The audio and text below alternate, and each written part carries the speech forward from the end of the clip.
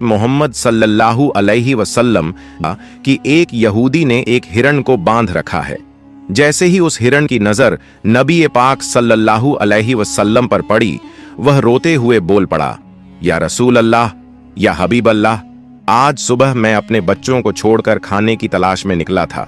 उसी दौरान यह यहूदी आया और मुझे पकड़कर बांध दिया। सुबह से अब तक मैं यूं ही कायद हूं।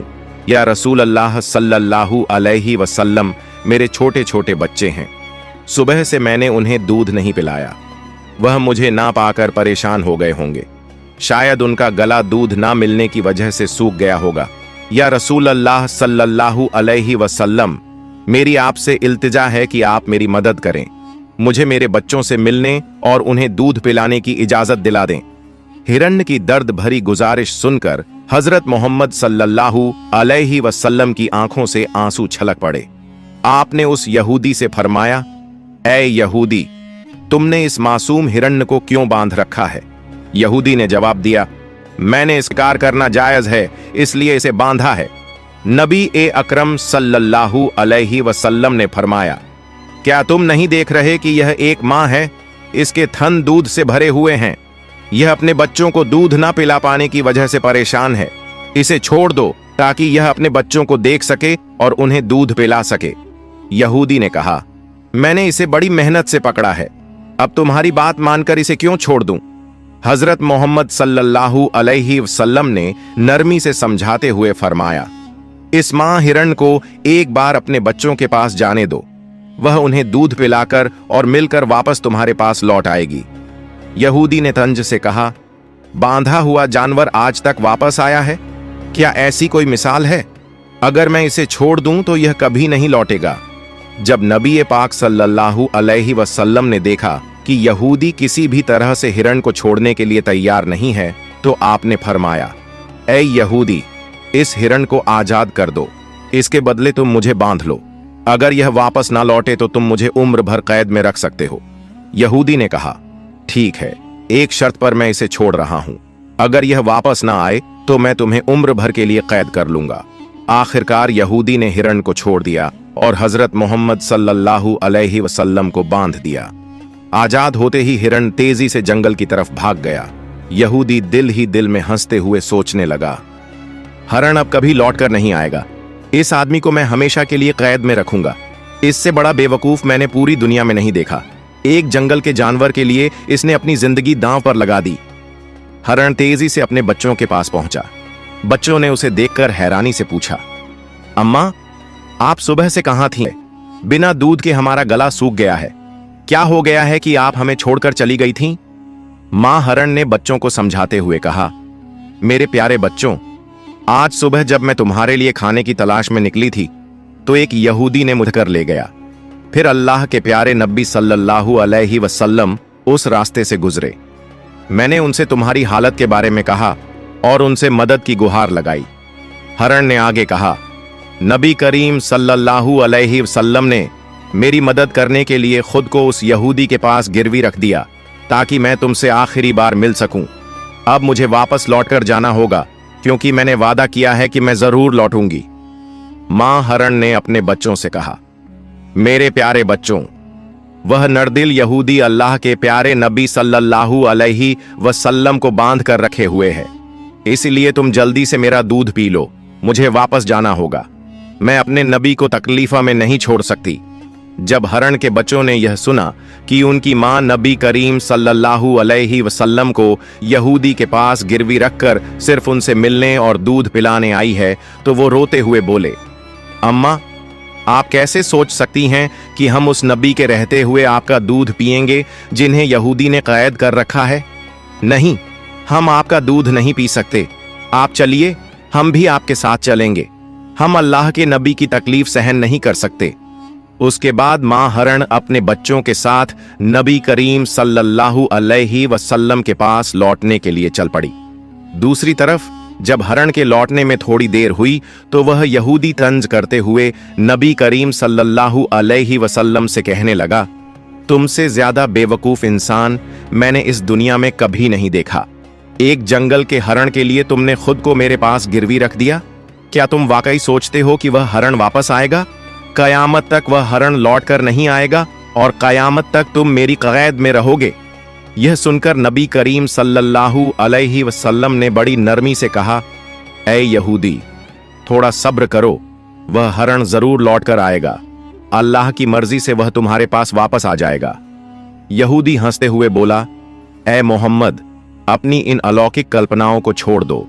मैं पूरे यकीन के साथ कह सकता हूं कि वह हरण कयामत तक वापस नहीं लौटेगी। इस तरह कुछ समय और बीत गया। यहूदी मन ही मन सोचने लगा, मोहम्मद को बंधक बनाकर मैं इसके साथियों से बहुत सारा धन वसूल करूंगा। क्या कभी कोई हरण इंसान की ममता के कारण लौट कर आया है? थोड़ी देर और बीतने के बाद यहूदी ने देखा कि न सिर्फ हरण लौट कर आ रही है, बल्कि उसके साथ उसके बच्चे भी हैं। यह देखकर वह हैरान रह गया। फिर नबी करीम सल्लल्लाहु अलैहि वसल्लम ने हरण से पूछा, ऐ हरण, तूने अपने बच्चों को साथ क्यों लाया? वादा तो यह था कि तू अकेले लौटेगी। मां हरण ने जवाब दिया, या रसूल अल्लाह, जब मैं अपने बच्चों के पास पहुंची और उन्हें बताया कि अल्लाह के प्यारे नबी सल्लल्लाहु अलैहि वसल्लम ने खुद को एक यहूदी के पास गिरवी रख दिया ताकि मैं तुमसे आखिरी बार मिल सकूं और तुम्हें दूध पिला सकूं, तो मेरे बच्चों ने रोते हुए कहा, अम्मा, आप कैसे सोच सकती हैं कि हम अल्लाह के नबी को बंधन में छोड़कर आपका दूध पिएंगे? नहीं, हम ऐसा कभी नहीं कर सकते। उसके बाद मेरे बच्चे भी मेरे साथ चल पड़े। मां हरण ने आगे कहा, अगर मेरी वजह से आपको किसी तरह की तकलीफ हुई हो तो मुझे माफ कर दीजिए। मैंने जाने अनजाने आपको परेशानी दी। फिर नबी करीम सल्लल्लाहु अलैहि वसल्लम ने यहूदी की तरफ देखा और फरमाया, ऐ यहूदी, देखो, तुम्हारा हरण लौट आया है। वह अकेला नहीं आया, बल्कि अपने बच्चों को भी साथ लेकर आया है। अब तुम इनका जो चाहो इस्तेमाल कर सकते हो। और एक बात याद रखो, मैं केवल इंसानों का नबी नहीं हूं, मैं जंगल के जानवरों, परिंदों और पूरी कायनात का नबी हूं।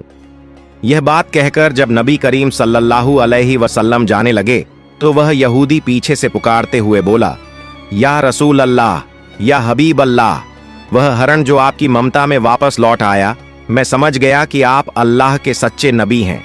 या रसूल अल्लाह, मुझे अपने हाथों से कलमा पढ़ाकर मुसलमान बना दीजिए। मुझे अब उस हरण की कोई जरूरत नहीं है। मैं उसे आपको सौंपता हूं और आपकी सेवा में अपनी जिंदगी गुजारना चाहता हूं। इसके बाद वह यहूदी नबी करीम सल्लल्लाहु अलैहि वसल्लम के हाथों पर कलमा पढ़कर मुसलमान हो गया। सुभान अल्लाह। एक और वाकया।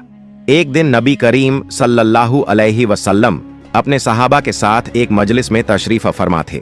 उसी वक्त एक गरीब बदू देहाती वहां आया। उसके हाथ में एक गोह गिरगिट घोसाप था जिसे उसने पकड़ा हुआ था। उसने सहाबा की तरफ इशारा करते हुए पूछा, यह शख्स कौन है? सहाबा ने जवाब दिया, यह अल्लाह के रसूल हैं, यह तमाम जहान के लिए नबी हैं। बदू ने कहा, मैं लात और उज्जा की कसम खाकर कहता हूं कि मैं इन्हें नबी नहीं मानता, लेकिन अगर मेरे हाथ में जो गोह है, अगर यह गिरगिट आपकी नबूवत की गवाही दे दे तो मैं आपको नबी मान लूंगा। उस बदुईन ने नबी करीम सल्लल्लाहु अलैहि वसल्लम की तरफ देखते हुए कहा, ऐ मोहम्मद, जब तक यह गिरगिट घोसाप आपकी नबूवत को नहीं मानेगा, मैं भी आपको नबी नहीं मानूंगा। नबी करीम सल्लल्लाहु अलैहि वसल्लम ने मुस्कुराकर उस बदुईन से फरमाया, ऐ बदुईन, सच्ची बात बताओ, अगर यह गिरगिट तुम्हारी बात मानकर मेरी नबूवत की गवाही दे दे तो क्या तुम यकीनन मुझ पर ईमान लाओगे? बदुईन ने जवाब दिया, अगर यह वाकई हुआ तो मैं निस्संदेह आपको नबी मान लूंगा और आप पर ईमान ले आऊंगा। तब अल्लाह के रसूल सल्लल्लाहु अलैहि वसल्लम ने फरमाया, तो फिर तुम इस गिरगिट को छोड़ दो। बदुईन ने हुक्म के मुताबिक गिरगिट को छोड़ दिया। फिर नबी करीम सल्लल्लाहु अलैहि वसल्लम ने गिरगिट को पुकारा, ऐ गिरगिट, हमारे पास आ और जवाब दे। जैसे ही नबी करीम ने गिरगिट को पुकारा, वह गिरगिट सबकी समझ में आने वाली शुद्ध अरबी जबान में बोलने लगा, लब्बैक या रसूल अल्लाह, मैं आपकी सेवा में हाजिर हूं और आपकी मदद के लिए उपस्थित हूं। सभी लोग यह सुनकर दंग रह गए और जान गए कि यह अल्लाह का करिश्मा और चमत्कार है। फिर नबी करीम सल्लल्लाहु अलैहि वसल्लम ने उससे पूछा, जिसने जन्नत में रहमत और जहन्नम में अजाब बनाया है, बता वो कौन है? गिरगिट ने जवाब दिया, वो अल्लाह है। फिर नबी करीम सल्लल्लाहु अलैहि वसल्लम ने पूछा, ऐ गिरगिट, मैं कौन हूं? गिरगिट ने कहा, आप अल्लाह के रसूल हैं। जो भी आपकी नबूवत को स्वीकार करेगा वो सफल होगा, और जो आपको झुठलाएगा वो नाकाम रहेगा। फिर नबी करीम सल्लल्लाहु अलैहि वसल्लम ने उस गरीब बदुइन की तरफ देखा और फरमाया, अब क्या तुम्हारे दिल में मेरी नबूवत के बारे में कोई संदेह बाकी है? बदुइन ने कहा, या रसूल अल्लाह, या हबीब अल्लाह, जिस गिरगिट ने आपकी नबूवत की गवाही दी है उसके बाद शक करना मेरी औकात में नहीं है। ऐ अल्लाह के रसूल, मुझे मुसलमान बना दीजिए और मुझे आपकी सेवा का मौका दीजिए। उसके बाद वह बेज़बान बदुइन नबी करीम सल्लल्लाहु अलैहि वसल्लम के हाथों में हाथ देकर कलमा पढ़कर मुसलमान हो गया। सुभान अल्लाह।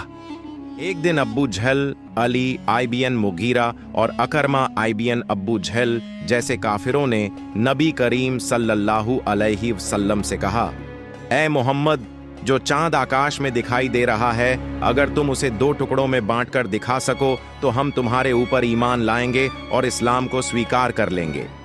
अगर तुम उसे 2 टुकड़ों में बांटकर दिखा सको तो हम तुम्हारे ऊपर ईमान लाएंगे और इस्लाम धर्म स्वीकार कर लेंगे। तब नबी अकरम सल्लल्लाहु अलैहि वसल्लम ने उनसे पूछा, अगर मैं सच में आसमान के चांद को 2 टुकड़ों में बांटकर दिखा दूं तो क्या तुम मुझ पर ईमान लाओगे और अल्लाह को अपना रब मानोगे? उन्होंने कहा, पहले हमें चांद को 4 टुकड़ों में बांटकर दिखाओ। अगर तुम ये कर सको तो हम निश्चित ही तुम पर ईमान लाएंगे, अल्लाह को अपना रब मानेंगे और तुम्हें नबी के तौर पर स्वीकार करेंगे। तब नबी पाक सल्लल्लाहु अलैहि वसल्लम ने अपने रब अल्लाह रब्बुल आलमीन से दुआ की, ऐ अल्लाह, तू आसमान के चांद को 2 टुकड़ों में बांट दे।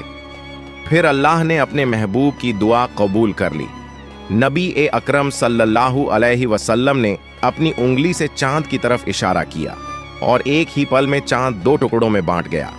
चांद के दोनों टुकड़े इतने दूर दूर हो गए कि उनके बीच में हीरा पर्वत, माउंटेन ऑफ हीरा, नजर आने लगा। ये मंजर काफिरों ने अपनी आंखों से देखा। फिर नबी करीम सल्लल्लाहु अलैहि वसल्लम ने उनका नाम ले लेकर पुकारा, ऐ अबू जहल, तुम गवाह बनो। ऐ अली इब्ने मुगीरा, तुम गवाह बनो।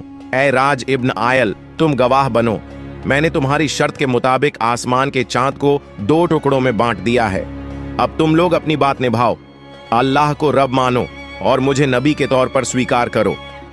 मगर काफिर हंसते हुए कहने लगे, ओ मोहम्मद, अब तक हम ये समझते थे कि तुम्हारे पास सिर्फ इस धरती की चीजों पर जादू करने की ताकत है, लेकिन अब तो हम देख रहे हैं कि तुम आसमान के चांद पर भी जादू कर सकते हो। तुम्हारी तरह इतना बड़ा जादूगर हमने कभी नहीं देखा। और याद रखो, हम कभी किसी जादूगर को नबी नहीं मान सकते। हकीकत ये थी कि अल्लाह रब्बुल आलमीन ने उनके नसीब में ईमान का तोहफा लिखा ही नहीं था, इसलिए वो इतने बड़े चमत्कार को देखकर भी इस्लाम को स्वीकार न कर सके। इस खास मौजज़े के बारे में अल्लाह ने सूरत उल कमर में इरशाद फरमाया है, कयामत करीब आ गई है और चांद फट चुका है। एक और वाकया, एक मर्तबा जब नबी पाक सल्लल्लाहु अलैहि वसल्लम जंग से लौट रहे थे तो एक दरख्त की छांव में आराम फरमा रहे थे। उनकी तलवार पास में रखी थी। उसी वक्त उनका एक दुश्मन वहां आ गया। उसने तलवार उठा ली, म्यान कवर हटाया और सीधा नबी पर तान दी। फिर वो शख्स कहने लगा, ए मोहम्मद, अब बताओ तुम्हें मेरे हाथ से कौन बचाएगा? नबी अकरम सल्लल्लाहु अलैहि वसल्लम ने बड़े इत्मीनान और हिम्मत से जवाब दिया, मुझे अल्लाह बचाएगा। जैसे ही उसने ये सुना, उसका जिस्म कांपने लगा, हाथ पांव थरथराने लगे और डर के मारे तलवार उसके हाथ से गिर गई। फिर नबी पाक सल्लल्लाहु अलैहि वसल्लम ने तलवार उठाई और फरमाया, अब बताओ तुम्हें मेरे हाथ से कौन बचाएगा? अब वो शख्स कांपते हुए कहने लगा, अगर कोई इज्जतदार शख्स मेरी जान बख्श सकता है तो वही बचा सकता है। इस पर नबी ने फरमाया, जा, मैं तुम्हें माफ करता हूं और तुझे कोई नुकसान नहीं पहुंचाऊंगा। रसूलुल्लाह सल्लल्लाहु अलैहि वसल्लम की इस रहमत और अजीम इंसानियत को देखकर वो शख्स हैरान रह गया। वो अपने कबीले के पास लौट गया और कहने लगा, मैं ऐसे इंसान से मिला हूं जिसकी शफकत और बड़प्पन की कोई मिसाल नहीं है। ऐ मेरी कौम, आज से मैं तुमसे अलग हो रहा हूं। अब मैं उस शख्स के लिए अपनी जान भी कुर्बान कर सकता हूं।